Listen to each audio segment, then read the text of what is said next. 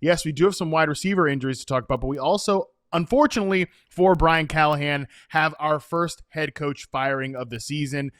After a 1-5 record to start the season, the Titans are parting ways, firing head coach Brian Callahan. Callahan went 4-19 over his 2 years in Tennessee.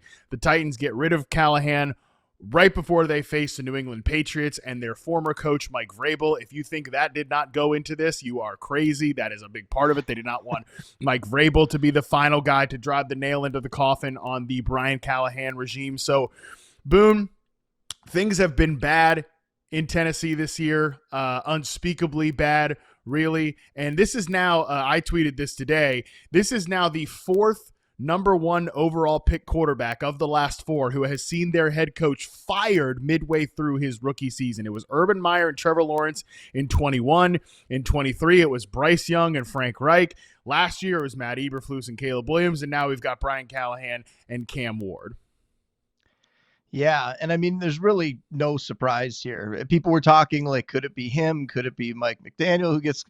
Really, I think McDaniel's doing an okay job coaching the Dolphins. I think there's some questions about leadership on that team, but with the Titans, what did they have to hang their hat on? There was nothing going right for this team. You had the players talking out about how their practices were even bad. It wasn't just the game performances. It was what was going on during the practice week too. So something had to change here. It seemed like it was only a matter of time. And like from a fantasy standpoint, I don't know that this offense has the pieces in place to really be important for fantasy at all. Like you could go top to bottom here. Like, where's the value? Maybe a little bit of value. We're talking about like a rookie like Alec Eomanor, like maybe he can come on and do something. Tajay Spears, I think, could be a little bit of a value, but we're talking about like guys deeper down fantasy rosters. We're not talking about fantasy stars here. And Tony Pollard, what's the best case scenario for him? I think it's that he probably gets traded. His name's been thrown out there as potential guy who could get moved. I think that would be good for him. That'd probably be the best thing for his fantasy outlook.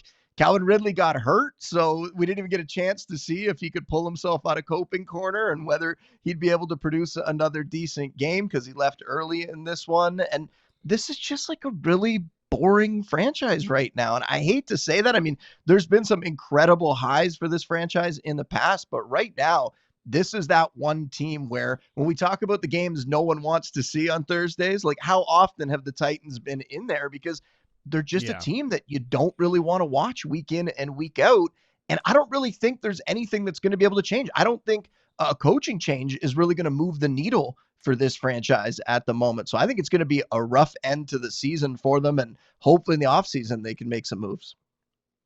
Yeah, no, it's just not a very talented roster. This is one of those things where I think the overarching lesson for NFL franchises is, and this was the case with Eberflus and Caleb Williams last year, if you're able to get that prized pick, number 1 overall quarterback, and you have any lingering doubts about your head coach, you should just go ahead and again, I never want to see anybody fired. Nobody's here just hoping someone loses their job, but you should just go ahead and start over at that point because otherwise, you're 6 games into Cam Ward's career. What did you think was going to happen? He's a rookie quarterback on an offense where they lose Calvin Ridley yesterday after 4 routes, Boone, and Van Jefferson emerges as the leading receiver. Van Jefferson is the guy who lost his job to Alec Eomanor, who is a day 3 draft pick in training camp. That's just the wide receiver position. That's before we even talk about everything else that's going on this team. Like, again, what did you think was going to happen if you're the Tennessee Titans? I think Callahan obviously made it worse. He didn't seem like he had the temperament for the job, did not seem like he was the leader for the job. Also complicating matters here for the rest of the season is that this is not like we had the tweet from our colleague Charles Robinson. His dad, Bill Callahan, is the offensive line coach. You have to imagine his dad's going out the door.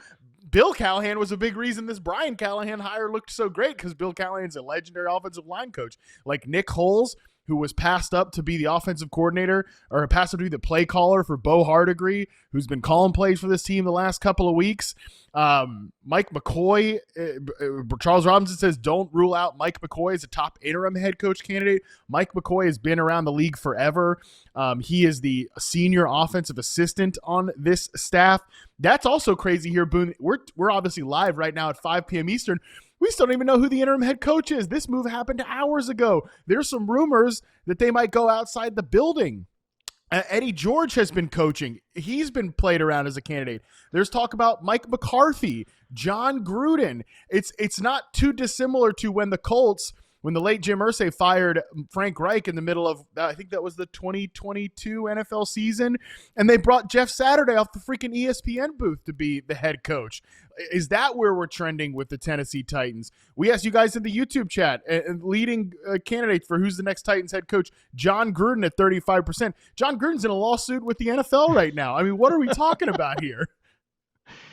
Yeah, I mean, is there even a name that's going to come in that's going to make this thing interesting the rest of the way? I just don't think there is. And you feel bad for Cam Ward and some of the younger players in this offense because you'd like to see them get that development during their rookie season. And I just don't think it's going to come. So many questions on the offensive line as well, which I think is going to hold this thing back. So it's going to be a rough end to the year in real life and in fantasy for this offense. And I think right now, fantasy-wise, you're just looking to maybe pick off some value like bench stashes, some guys that maybe could emerge and get more opportunity as the year goes along. But we're not expecting anybody to really move the needle fantasy-wise and help you win weeks. I don't think that's going to happen from this offense. Okay, beautiful timing here because literally just as you were in the middle of that sentence, Tom Pelissero of the NFL Network reports that Titans are indeed expected to name Mike McCoy as their interim head coach. So shout out to our guy Charles Robinson was on that one. So they are not going to go out. They're not going to do something crazy and go out of the building or whatever. They are going to stick with Mike McCoy, who's at least been there. And yes, Mike McCoy has been around the league for a long time. So that's great. But yeah, I think for the rest of this season, it's over. I mean, let's just get to this right now. We have an email from Doug W for the People's Panic Meter about Tony Pollard. I mean, brother, Tony Pollard should be put in the coping corner. The Calvin Ridley's already there. I was maybe willing to take him out, after the week 5 eruption. Then he gets hurt. I don't know. Maybe there's a moment for Calvin Ridley, but all these Titans are coping corner candidates to me. When are you ever going to start Tony Pollard again? He just got out-snapped and out-routed by Tajay Spears. I think the 2025 Titans, you fire your head coach, your roster looks like this, you go in the coping corner. I mean, the only way that we can make an argument for total panic is what I said earlier. Does he get traded? Does he end up going to a Chicago? And that is like a Hail Mary. Like, you don't pick up a player, you don't trade for a player hoping that trade is going to come in real life for him. So that is a long shot. I think that would be the only way that he comes through at this point, because we're seeing Tajay Spears get more work, right? The first week that Tajay Spears was back, it was still like a 70-30 split. Last week, Tajay Spears got more work than Pollard, played more snaps, and we saw last year down the stretch that happen. And Tajay Spears was pretty good when he got those opportunities. And when you think about this Titans franchise right now, doesn't it seem like it's going to be that kind of case again, where they go to some younger players? Let's see what we have on the roster. This is not a team that's competing for anything at this point, and it's not going to turn around. So, yeah, I would have said total panic on Tony Pollard, but if you want to push for coping corner, we'll put him there. And then the only way that he's going to come back out is if we get that notification on our phones that he got traded somewhere else. Exactly. Yeah. If that happens, then we can revisit this conversation. But right now, he played 42% of the snaps, and Tajay Spears played 59%. Like, you can't be getting out snapped on the Tennessee Titans, an offense that is the 32nd offense in the NFL right now, and have any sort of. If you have to start Tony Pollard, your fantasy season is kind of banged. That's basically that means you're in the coping corner. And shout out to the user we just put up here who said that yes, Tony Pollard back to his playground, as the coping corner was affectionately named Pollard's Playground when he was the leading man for the coping corner in the 2023 NFL season on this very show. So all right, with that, let's move to some of these wide receiver injury news here, and an unfortunate lot of bummers here on this one, starting with Puka Nacua. Suffered an ankle sprain that will likely cause him to miss some time. He is considered day-to-day, according to notable truth teller Sean McVay. I say that with some sarcasm. Are going to Europe to play the Jaguars in another international game this week. Then they go on a bye. I would expect Puka Nacua to miss this game and then come back potentially after the bye. Is that how you're viewing this here, Boone? Yeah, I think at least missing this game, potentially more, and we'll keep an eye on it from there. I know they're saying day to day, but like you said, they don't really have any reason to tell us the truth on this. And saying day to day at least makes your opponent have to perhaps prepare for Nacua if they're not paying attention to things like we are, and they're not assuming that he is going to be out for this game. And then you look at the other players, like this moves Devontae Adams up into probably the top 5 receiver wise this week. And there's some interesting guys on this team, right? Like Jordan Whittington, he saw more targets in this game. And remember, he got an opportunity last year when they had some injuries. He really came through. Yeah. Like week 4 last year, he had 8 targets, caught 6 for 62. Week 5 last year, 7 for 89 on 10 targets. Like he's not Puka, but he could do maybe a little bit of a Puka impression in this offense. Tutu Atwell also was hurt this week, so we'll see if he's healthy or not. He's more of like a field stretcher, though. He's that guy who needs the big play, so he's just more of like a risky flex type. Tyler Higbee, I mean, he even got back on the fantasy radar this week. It was 4 for 40 and a touchdown, right? So there's some other guys we could look to in this offense, but it's just such a bummer. Like you see Puka emerge. I think we both agree the wide receiver one overall on the season in all of our rankings. The dynasty wide receiver one, I moved him up in my last dynasty trade value chart update. Yeah. And now you got to look at this. Hopefully it's not going to be long-term. Hopefully we don't have to change him in dynasty, but right now I would say JSN for me moves above him because of this injury and not being sure if it's going to affect him any longer than this or how long he could potentially be out even after the bye. Yeah, no question. I think that is 100% right. Like I would rather have JSN right now, of course, just rest of the season. And, we'll see. Hopefully Puka can come back at full strength. That point that we had up from Sarah Barshop earlier about, McVay talking about his style of play. When we're considering Puka Nacua's return, I think it's important. Again, here's the quote here for if you're not watching on YouTube. Sean McVay said on deciding when he's going to be ready to return, the receiver's, quote, style of play, the way and the nature at which he plays, that is something that does weigh into this. Because Puka plays with such admirable violence and fearlessness over the middle of the field, he's going to be susceptible to some of these injuries. It's also not lost on me that all the guys we're talking about here right now, Emeka Egbuka is one of these over-the-middle wide receivers. Garrett Wilson is one of these over-the-middle wide receivers. At least he's been used that way so far this year. So, again, that's not lost on me as we're talking about this receiver archetype, that they're going to be susceptible to some of these hits over the middle. But, yeah, just on the point about the Rams wide receivers, Devontae Adams is only lined up in the slot on 12.7% of his snaps this year.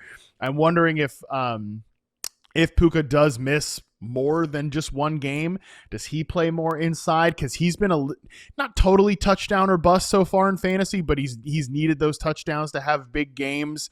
But yeah, I do really like Jordan Whittington as a potential option to move into the slot and kind of do a Puka arbitrage play. So certainly from a dynasty standpoint, he's going to be really interesting to watch in this little stretch if we don't get Puka Nacua in this game.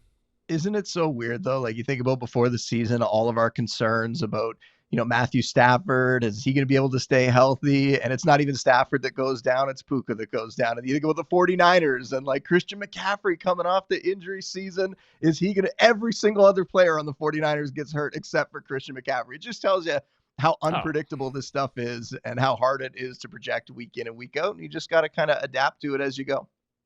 Yeah, we don't know anything when it comes to like projecting who's going to get hurt and who's not. This stuff is brutal. It's tough, and that's why anybody like victory lapping off injuries or playing not or not brutal. Players not getting hurt. I mean, you're an idiot if you do that because this is just so unpredictable. So let's get to the next one here. Emeka Egbuka is getting an MRI on his hamstring on Tuesday. Usually wide receivers with hamstrings, that's not a 1 week injury. Hopefully we get some good news. Elsewhere in Tampa Bay, they hope to see Mike Evans back this week, although I believe Todd Bowles said today he's not expecting Bucky Irving or Chris Godwin back next week. So, man, are we ever going to get all 3 of these Bucs wide receivers on the field at the same time? Certainly not this week, and we'll see going forward. Yeah, I mean, before the season, we were talking about the Chris Godwin situation and that we didn't know how long it was going to take for him to get back. And even when he did come back, would he be the same player? And then you think about, those cascade type injuries that can happen and all that sort of stuff when a player's kind of rushing back. And you wonder when it's a veteran guy like Godwin, he sees Emeka Egbuka out there, blowing it up, and he sees Mike Evans already hurt. Did he rush back a bit?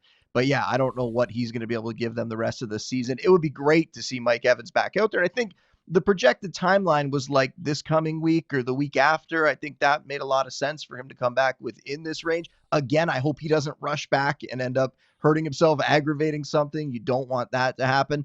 And another situation where Emeka Egbuka, our guy, like he's been so good and just they massacred our boy Harmon. They're taking him away from us for a little bit here, it seems like. And it's awful. So if Mike Evans is back out there, then great. We look to Mike Evans to be the guy that he normally is, top 15, top 20 fantasy receiver.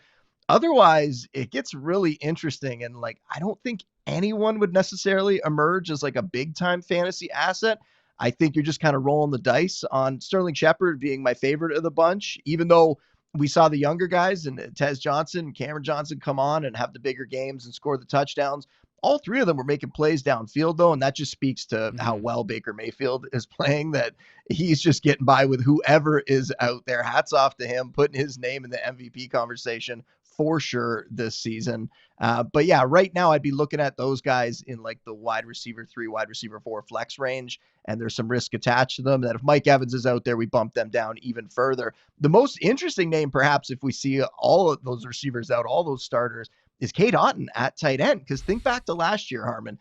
Cade Otton, in the games where they were missing those top wideouts, that's when he went off. That's when he really came through for fantasy. This year, barely anything early in the season, and then the injuries start to strike in the last couple of weeks. He's starting to come on. So if you're looking for a guy to pick up, the slack while these other guys are out, if Mike Evans is still out this week, I think Cade Otton would be a top 12 fantasy tight end if all three of those starting receivers are out. And I feel pretty confident that I would put him in my lineup even before I'd want to play those receivers.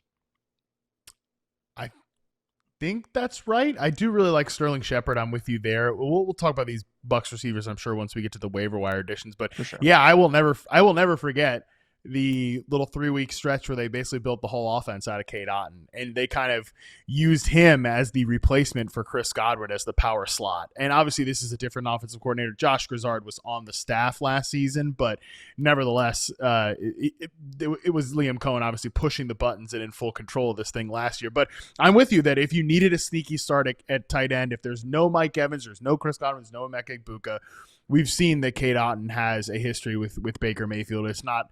You could do worse at tight end. You could do a lot worse. People are doing a lot worse at tight end if there is none of those wide receivers.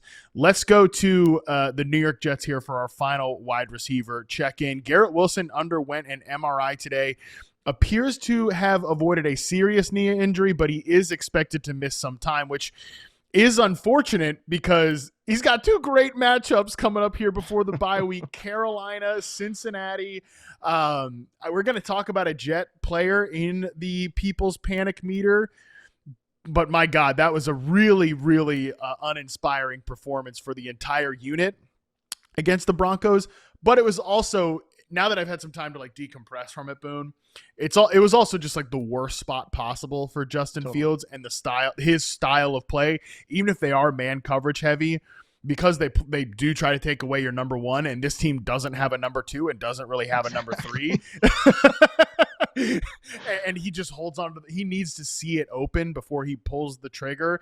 He's just so slow in the pocket from like making decisions, letting it rip. It was just like a cascading effect for him last week. This was a spot in Carolina, Cincinnati, these next 2 matchups where the Jets offense probably could bounce back from at least a fantasy standpoint. Going to be tough to do that without your number 1 wide receiver. Yeah, for sure. It's an awful situation to lose him for any amount of time. And a guy who I think is very underrated because he's been trapped in New York with bad quarterback play. We thought this season having his old college teammate there was going to help. And there's been some big games, a lot of garbage time, obviously. And then you run into like just a buzzsaw matchup. And on paper, that matchup was terrible for them. So yeah, I think better days are ahead these next couple weeks. But who is going to step up? Like, this is a situation where, at least in Tampa, you look at the quarterback plays good. You look at some other guys who have been producing. Who's that guy with the Jets right now? Like Mason Taylor, I think at tight end is intriguing, and he suffered in that bad matchup this weekend as well. But I think he'll have some better days coming up. And we saw him get a ton of volume a couple of weeks ago, so he could potentially put up a good game. But after having such a bad week last week, you don't feel very confident putting him in your lineup right now. And then it's like Josh Reynolds at wide receiver. Like forget there's it. no one else here to step up. Like even Josh Reynolds is like a risky flex play. And it's a good matchup, and you still aren't going to really play him necessarily. I think I might have one like 14 team, 34 man dynasty league where I might have to, but other than that, you are not playing Josh Reynolds. Yeah, it's like start 5 receivers, something like that. Just one of those ridiculous deep ones with a bunch of analysts. Yeah. But other than that, you are not starting Josh Reynolds. And then you look to, the backfield, like hopefully Breece Hall can get going. He's seeing a ton of work now that Braylon Allen's out for what's going to be 8 to 12 weeks, it seems like. So maybe he can have a good game in these better matchups. But yeah, not a lot of things to be excited about in that Jets offense right now, other than the hope that they can turn it around against some easier opponents.